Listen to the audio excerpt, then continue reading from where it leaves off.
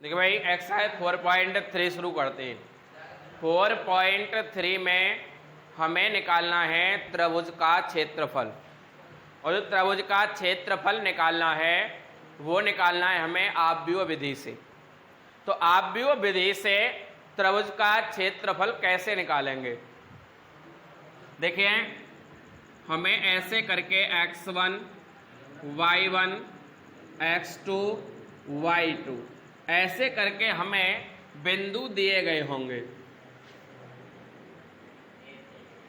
भाई ये एक त्रिभुज हो गया, ठीक है। मानो इस त्रिभुज का ये शीर्ष बिंदु A V C ये दिया है हमें x1 y1, ये वाला दिया है x2 y2 और x3 y3। इस टाइप के प्रश्न आपने जो त्रिभुज का क्षेत्रफल है 7 चैप्टर में 10th में भी निकाला है, निर्देशांक ज्यामिति में, और 11th में भी निकाला है।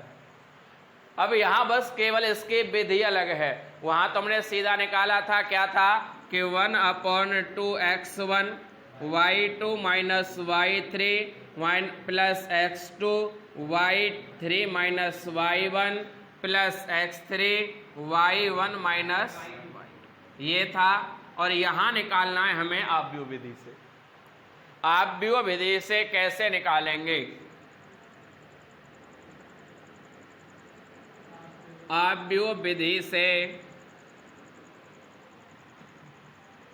त्रिभुज का क्षेत्रफल कैसे निकालेंगे? ये आता है फॉर्मूला 1/2 सारणिक का चिन्ह लगाएंगे, x1 x2 x3 y1 y2 y3 1 1 1। ये होता है सूत्र किसका? त्रिभुज के क्षेत्रफल। भाई इसका मतलब क्या है कि इसका सारणिक मान निकाल दो अंदर वाले का, वही हमारा क्या आ जाएगा? सारणिक मान तो आप पीछे निकाल ही चुके हैं भाई। 1/2 या हम ऐसे कह दें a11 माइनस a12 प्लस, ठीक है। तो क्या निकल के आ जाएगा हमारा? त्रिभुज का क्षेत्रफल। और क्या करना है हमें? कब एक पूछ लेता है कि संरेख बिंदु, और संरेख बिंदु क्या होते हैं? जब त्रिभुज का क्षेत्रफल वाला ही सूत्र लगाना है और ये क्षेत्रफल बराबर क्या आ जाए? 0 निकल करके आ जाए। क्षेत्रफल क्या आ जाए? तो सारे बिंदु क्या होंगे? संरेख होंगे। संरेख का मतलब है एक ही रेखा पर। संरेख का मतलब है सारे बिंदु एक ही रेखा पर होंगे जब क्षेत्रफल क्या आ जाएगा, क्योंकि क्षेत्रफल कभी 0 तो आ ही नहीं सकता है। और 0 आ रहा है तो सारे क्या है? एक ही रेखा पर हैं। बात एक और ध्यान रखनी है कि कभी भी यदि क्षेत्रफल नेगेटिव आ रहा होगा तो उसको आप पॉजिटिव ही लिखना है, क्योंकि क्षेत्रफल कभी नेगेटिव। भाई हम एक प्लॉट ले लें, चलो 2/3 का, 3 दूनी मानो 1/1 का ले लें, 1 1 1, कुछ ना कुछ तो आएगा, नेगेटिव तो आ ही नहीं सकता। जब कोई चीज हम नाप रहे हैं तो नेगेटिव तो बाई चांस नेगेटिव आ रहा है तो उसको आप पॉजिटिव करके ही लिखेंगे, और यूनिट लिखेंगे उसकी वर्ग इकाई। वर्ग इकाई का मतलब है सेंटीमीटर हो सकता है, मीटर हो सकता है, फुट हो सकता है, कुछ भी हो सकता है, पर उसके आगे वर्ग आपको अवश्य लगाना है, ठीक है। तो ये तो हमारा केवल यही बेसिक है इसका, और 4-5 ही क्वेश्चन है जिसे आराम से सॉल्व कर सकेंगे। देखिए क्वेश्चन नंबर फर्स्ट 4.3 का क्वेश्चन नंबर फर्स्ट का थर्ड बता रहा हूँ, ठीक है। यह है, सारे क्वेश्चन एक जैसे हैं, इसमें माइनस आ रहा है और माइनस प्लस में आप मिस्टेक कर सकते हो, इसलिए मैं पहले थर्ड बता रहा हूँ, ठीक है। बाकी सारे ऐसे ही निकालते हैं। 3,2 -1, -8 ये हो गया हमारा x1, ये हो गया y1, x2 y2, x3 y3। इसके मान आप रख लीजिए। भाई सूत्र क्या होता है त्रिभुज का? क्षेत्रफल 1/2 x1 x2 x3 y1 y2 y3 1 1 1। तो ये आ जाएगा 1/2 -2 3 -1 -3 2 -8 1 1 1। इसका सारणिक मान निकाल लीजिए, 1/,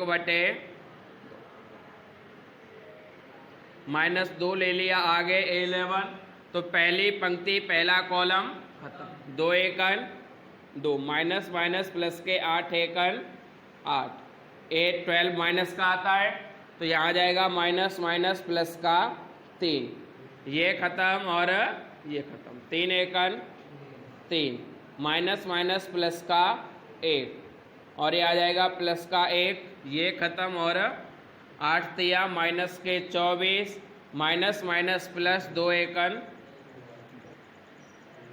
ये आ गया 1/2, -2 गुणा के 8 और 2 कितना हो जाएगा 10, प्लस के 3 गुणा के 3 और 1 कितना हो जाएगा 4, प्लस 1 गुणा के -24 और प्लस 2, -24 और प्लस 2 माइनस के 22, ये आ गया 1/2, 10 दूनी माइनस के 20 प्लस के 12 माइनस के 22, 20 22 42, और 42 में से 12 गया तो माइनस का 30 बचा, और गुणन ये आ जाएगा कितनी बार 15 बार, बराबर -15। क्षेत्रफल कभी नेगेटिव हो नहीं सकता, तो हम क्या लिखेंगे इसको 15 वर्ग इकाई। ये हमारा क्या आ गया क्षेत्रफल। क्वेश्चन नंबर 2 में संरेख पूछ रहा है। संरेख में आप सबको यही करना है, जो हमने यहाँ किया है वही उसमें करना है, बस उत्तर क्या आएगा उसका 0 आना चाहिए। भाई हमें सिद्ध करना है कि ये संरेख है, तो उसका क्षेत्रफल क्या आना चाहिए 0 आना चाहिए। जो हमने यहाँ किया है वही वहाँ करना है, बिल्कुल सेम, कुछ भी चेंज नहीं करना। ठीक है बेटा, समझ में आ गया होगा। सेकंड क्वेश्चन में हमें क्या करना है, जैसे ये किया है वैसे ही सेकंड करना है, बट उसका आंसर 0 होना चाहिए। छात्रों, स्वागत है आपका अपने YouTube channel FMC Kher Aligarh में। अब क्वेश्चन नंबर 2 करा रहे हैं, एक्सरसाइज 4.3। क्वेश्चन है, हमें बिंदु दे रखे हैं a, b + c, b, c + a, c, a + b। अब इसे में सिद्ध करना है कि ये संरेख है, सिद्ध करना है कि बिंदु संरेख है। संरेख के लिए क्या करना पड़ेगा हमें कि इसका जो क्षेत्रफल है, यानी एक त्रिभुज बन गया ABC, और त्रिभुज ABC का जो क्षेत्रफल है वो हमारा 0 के बराबर आना चाहिए। यदि हमारा क्षेत्रफल 0 आता है तो बिंदु क्या होंगे संरेख, यानी एक ही रेखा पर स्थित बिंदु होंगे। तो अब इसे मान ला, ये आ गया हमारा x1 y1, x2 y2, x3 y3। ठीक है, बिंदु संरेख के लिए क्या करना है हमें 1/2 x1 x2 x3 y1 y2 y3 1 1 1 बराबर क्या आना चाहिए 0। तो हम यहाँ 1/2 को लिखें, चाहे भाई यहाँ क्या हो रहा है इसका गुणा हो रहा है, इधर क्या हो जाएगा भाग हो जाएगा, तो ये तो वैसे भी 0 होनी है, तो इसको लिखो चाहे मत लिखो। तो ये आ गया x1 का वैल्यू है a v c, b + c, c + a + b, और ये आ जाएगा 1 1 1। अब क्या करना है हमें, अब इसका प्रसार कर लीजिए, तो ये आ जाएगा a, ये खत्म, और c + a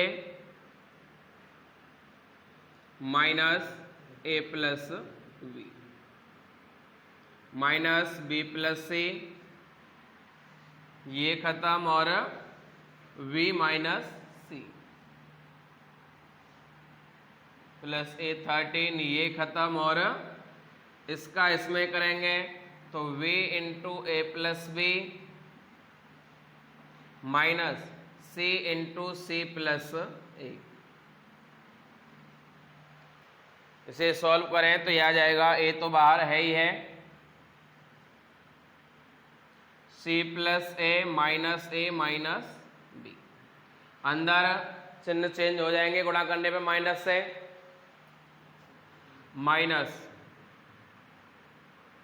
ये बनेगा, देखो ये क्या है, बी प्लस सी और ये B minus C, A square minus B square, तो B square minus C square, ये आ जाएगा plus B A plus B square plus minus C square minus C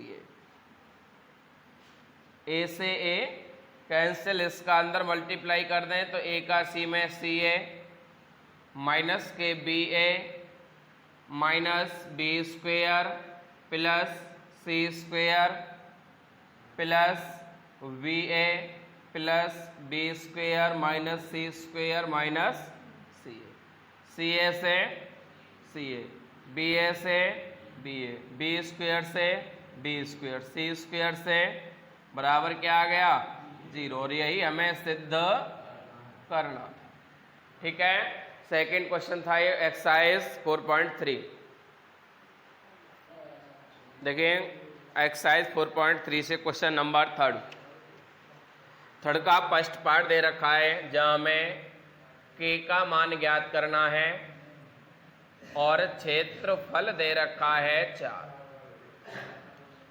question दिया है हमें के, 0,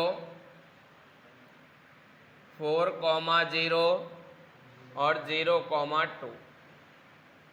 ठीक है, अब ये कह रहा है कि हमें बिंदु दे रखे हैं, इन बिंदुओं से खींचे गए त्रिभुज का क्षेत्रफल 4 है, तो बताइए के का मान क्या होगा।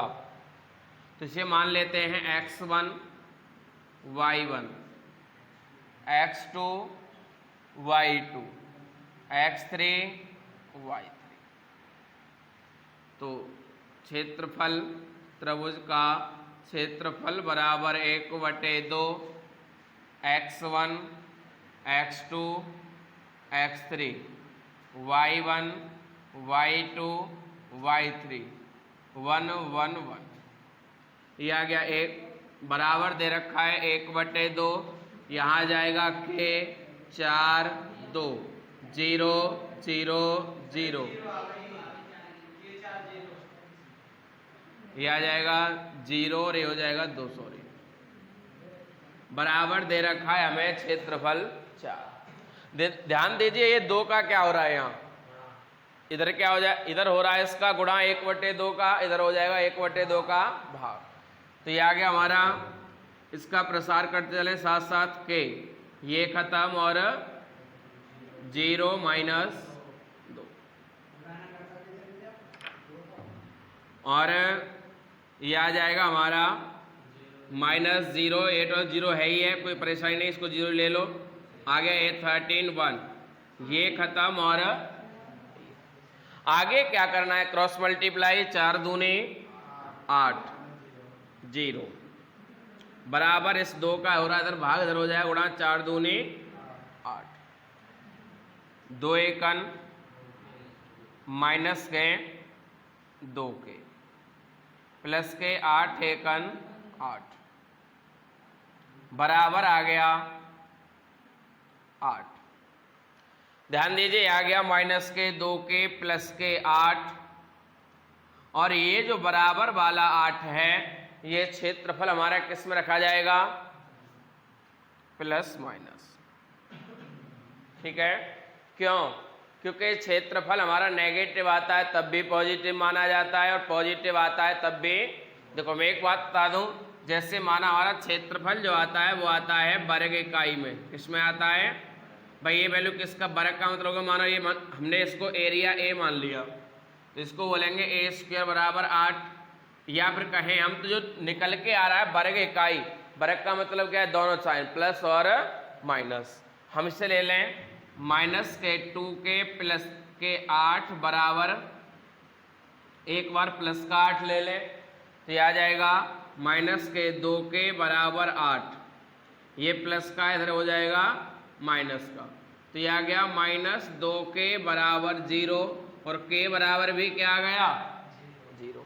एक बार माइनस के 8 ले लें तो माइनस के 2k प्लस के 8 बराबर माइनस के 8, माइनस के 2k बराबर माइनस 8, ये यहाँ प्लस का है इधर हो जाएगा माइनस का, माइनस 2k बराबर माइनस के 16 माइनस माइनस प्लस 2 8 16, k बराबर क्या आ गया, तो k के हमारे कितने मान आ गए 2 मान, एक तो आ गया k बराबर 0 और एक आ जाएगा k बराबर 8। तो ये तो हमारा अवैध मान है, क्योंकि कभी भी त्रिभुज का ये जो दोनों मान 0 0 होना असंभव होता है, क्योंकि बिंदु कुछ न कुछ तो हो सकते हैं। हाँ, मूल बिंदु से त्रिभुज जा रहा है तो उसके मान 0 0 हो सकते हैं, और ऐसा बहुत कम होता है।